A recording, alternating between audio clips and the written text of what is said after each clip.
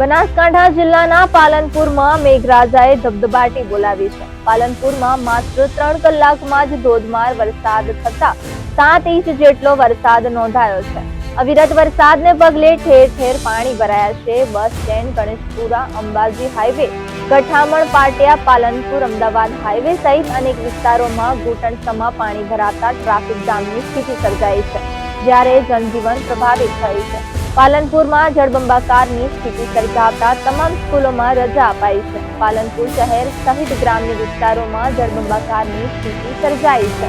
નીચાણવાળા વિસ્તારોમાં ઘરોમાં પાણી ઘૂસી ગયા છે, ત્યારે ઘર વખરી અને સામાન પલળી જતા લોકોને પારાવાર નુકસાન થયું